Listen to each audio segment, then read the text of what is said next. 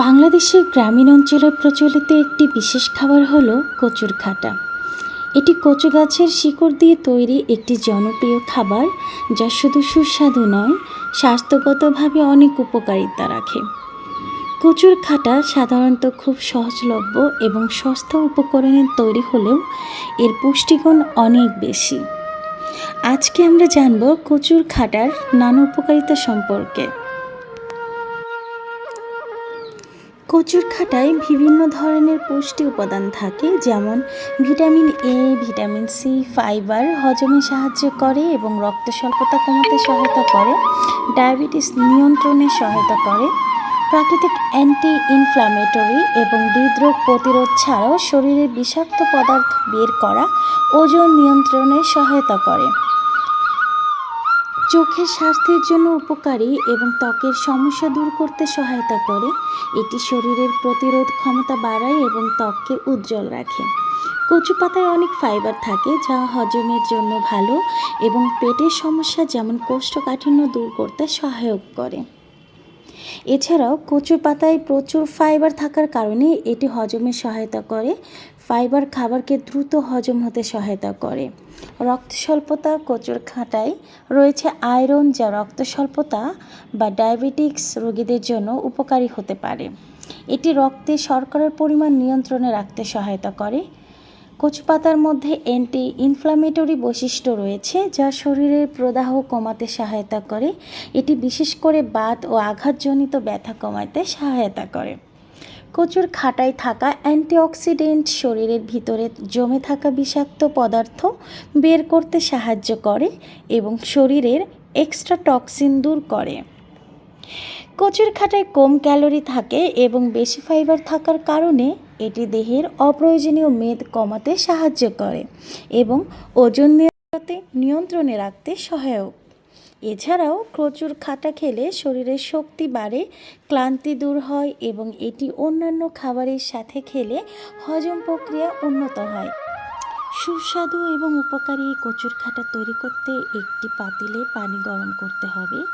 গরম পানিতে একে একে কাঁচা তেঁতুল, কাঁচা মরিচ, রসুন কুচি, পেঁয়াজ কুচি, তেজপাতা, দারুচিনি এবং অন্যান্য মশলা দিয়ে সিদ্ধ করতে হবে।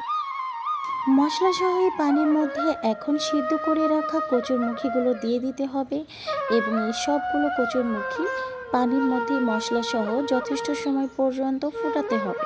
এরপর এই উপকরণগুলোর মধ্যে পরিমাণ মতো লবণ দিয়ে একটি ঢাকনার সাহায্যে পাতিলটি ঢেকে দিয়ে অনেক সময় ধরে জ্বালাতে হবে, যতক্ষণ না পর্যন্ত কচুরমুখীগুলো গলতে শুরু করে। আমরা এখানে মাটির চুলায় প্রচুর পরিমাণে জ্বালিয়েছি, যা কচুর খাটার টেস্টকে আরও দ্বিগুণ করে দিয়েছে।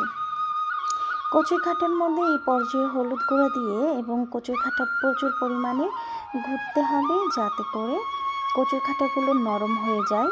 এই পর্যায়ে কচুর খাটা সিদ্ধ হয়েছে কিনা ভালোভাবে দেখতে হবে এবং কচুর খাটা পাতিল থেকে অন্য একটি পাত্রে নামিয়ে নিতে হবে।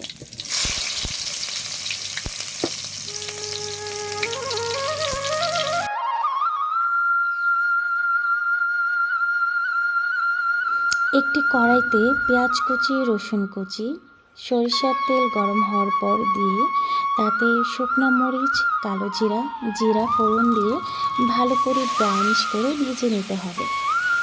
ভাজা হয়ে গেলে এর মধ্যে উঠিয়ে রাখা সেই কচুর খাটার যে ঘন্টটা সেটা দিয়ে দিতে হবে। দেওয়ার পর কিছুক্ষণ জ্বালিয়ে নিতে হবে।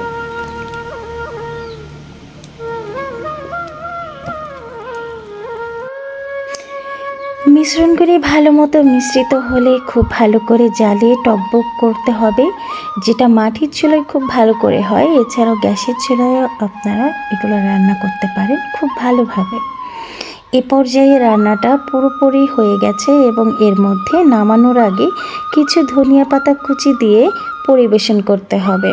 ধনিয়া পাতা সহ এই পাতিলটি আরেকটু নামানোর আগে একটু কালো জিরা এবং জিরা ফোড়ন দিয়ে উপর দিয়ে গার্নিশ করতে হবে, যাতে খুব সুন্দর একটি সুগন্ধ বের হয়। সর্বোপরি কচুর খাটা শুধু একটি সুস্বাদু খাবারই নয়, এটি আমাদের শরীরের জন্য বিভিন্ন স্বাস্থ্য উপকারিতা প্রদান করে। এর পুষ্টিগুণ হজমের সহায়তা, রক্ত স্বল্পতা কমানো, ত্বক ও হৃদরোগের জন্য উপকারী গুণাবলী সব মিলিয়ে কচুর ঘাটা একটি অত্যন্ত উপকারী এবং প্রাকৃতিক খাবার।